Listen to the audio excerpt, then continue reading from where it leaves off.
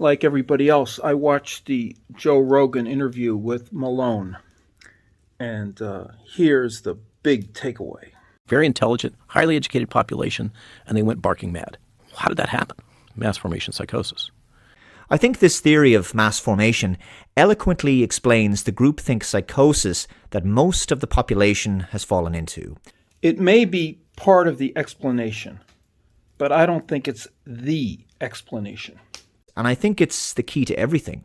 Our secular, atheistic, materialistic and morally relativistic consumer society has created a God-shaped hole. Yes, this bad society isn't good, but is there a God-shaped hole? I think there is something religious, but is it a hole? Now these guys all hope that there's a wake-up. It'll reach a lot of normies out there. It's all going to reach a crescendo for many people. Of course, there are those who will remain heavily invested in the COVID lie. I think that's going to be the majority, and in a second I'll explain why. But what we're looking at is reaching a critical mass of awareness, and after that, it's about educating people on why this is really happening. Computing Forever thinks that a lot of people are going to be educatable. What does Salty think about how educatable people are? The mass formation psychosis, the people that we're dealing with are not sane individuals, right? These lefty goofballs have been made erratic by a bunch of tyrants pretending that they can fix everything on this planet, whether it's the fucking temperature of the solar system or this coof or racism or this other nonsense that the left thinks that it can fix. As long as we give them more power and give them more money, they can fix it. No, they're lying to you, idiot goofball lefties. You dumb assholes who watch CNN and MSNBC, you dumb fuckers, you're stupid. People have been made erratic by all these lies. I don't think it's quite that either. Dr. Malone said something pretty interesting. The truth is what those that are managing the Trusted News Initiative say it is. I think he thinks he's describing an effect there. But to me, he's closer to describing a cause. A psychosis is a condition, and it's the kind of condition that can be remedied either with a special technique, a therapy, or a pill, something that is going to correct a chemical imbalance. In other words, it's a problem like global warming. It's a problem like the Kung flu. It's something that man and his technology can fix for us.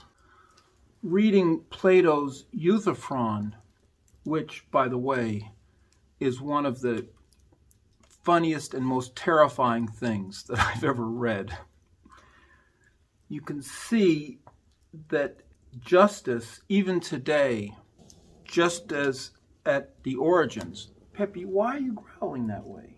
No, you're not happy? Be happy. You're a good kitty. Justice, even today, is a sacred problem. Law courts were originally about dealing with man's relationship with the divine, with the gods. Crimes, for instance, murder, is not so much a problem because somebody murdered somebody else, but because the gods are not happy about this. It's an impious act that is then going to weigh on the community. This is why in the ancient world there was this business of expulsing people from the community and so on, because they're a pollution. We have a tendency to see justice in terms of morality. You know, this is a bad thing to do. But it's very shifty. For instance, today, okay, this person is doing a bad thing, but they're a disadvantaged person. So you have to understand, it's not their fault. They're affected by this other thing. So it's not a matter of relationship with gods. It's a matter of the relationship that we have with the conditions, with the man-made conditions. Capitalism, therefore deprivation. Capitalism, therefore alienation.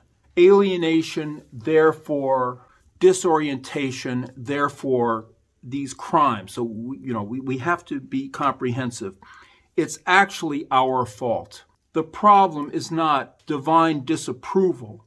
The problem is our own incompetence.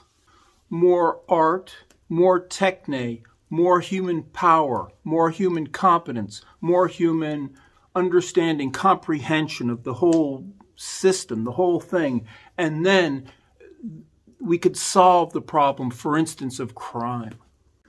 This is one indication of how science has replaced religion, how man has replaced God, how human power, technology, science, therefore technology, has given us the confidence to empty the heaven of God, empty the world of mystery, and take more than simply responsibility for our lives, but responsibility for the cosmos itself. Bunch of tyrants pretending that they can fix everything on this planet, whether it's the fucking temperature of the solar system. Are they tyrants? Or are they priests? Or are they criminal prophet artists?